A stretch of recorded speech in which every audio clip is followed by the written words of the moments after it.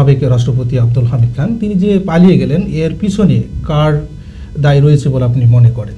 আপনি যে প্রশ্নটা করেছেন, আব্দুল হামিদ যে দেশ থেকে পালিয়ে গেল সাবেক রাষ্ট্রপতি, আসলে এর পিছনে কার হাত রয়েছে? দেখুন, আমি যে কথাটা আপনাকে বললাম যে প্রশাসন এবং বিভিন্ন সেক্টরে আওয়ামী লীগের দোসররা বসে আছে, তারাই কিন্তু এই কলকাঠিগুলো নাড়তেছেন। এই জন্য করে আমি বলবো অন্তর্বর্তী সরকারকে এখনও আপনাদেরকে সোচ্চার হতে হবে এবং বিভিন্ন সেক্টরে যে দোসররা, আওয়ামী লীগের দোসররা বসে রয়েছে, তাদেরকে এখান থেকে বিতাড়িত করতে হবে, বিশেষ করে প্রশাসন এবং মিডিয়া থেকে। কারণ প্রশাসন এবং মিডিয়া এই দুইটা সেক্টরকে যদি আমরা নিট অ্যান্ড ক্লিন করতে পারি, সেই ক্ষেত্রে আমরা নিস্তার পাবো, না হলে পাবো না। কারণ এখন মিডিয়াগুলো বিভিন্নভাবে ঘুরিয়ে ফিরিয়ে আওয়ামী লীগকে কিন্তু প্রতিষ্ঠিত করবার জন্য, আওয়ামী লীগের পক্ষে লিখবার জন্য কিন্তু চেষ্টা করতেছেন।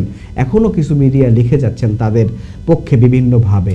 তো আমি মনে করি যে মিডিয়ার থেকে এই যারা আওয়ামী লীগের সময়ে যারা নিয়োগ পেয়েছিল এবং দুর্নীতি করে টাকার পাহাড় জমিয়েছেন, তাদেরকে মিডিয়ার থেকে অপসারণ করে প্রকৃত সাংবাদিক যারা লিখতে পারে, যারা বোঝে, তাদেরকে এই মিডিয়াতে বসাইতে হবে এবং প্রশাসনে আওয়ামী লীগের দোসর যারা রয়েছে তাদেরকে এখান থেকে বের করে এই দেশকে যারা ভালোবাসে, নতুন প্রজন্মে যারা যোগ্য আছে, তাদেরকে প্রশাসনে বসাইতে হবে এবং সেই সাথে প্রত্যেকটা সেক্টরে নির্দিষ্ট করে আওয়ামী লীগের নেতা কর্মীদেরকে বের করে দিয়ে সেখানে এই বাংলাদেশের দেশপ্রেমিক বুদ্ধিজীবী জ্ঞানীদেরকে সম্পৃক্ত করতে হবে। তবেই আমি মনে করি যারা দেশ থেকে পালিয়ে যাচ্ছে আব্দুল হামিদের মতন, এরা আর পালাতে পারবে না। আর কিছু কিছু ব্যক্তির নাম এখানে উঠে এসেছে, আসলে প্রকৃতপক্ষে তারা এর সাথে সম্পৃক্ত আছে কিনা, আমি প্রশাসনকে, আমি অন্তর্বর্তী সরকারকে অনুরোধ করব এই জিনিসগুলো যাতে করে তদন্তের মাধ্যমে বের করা হয় এবং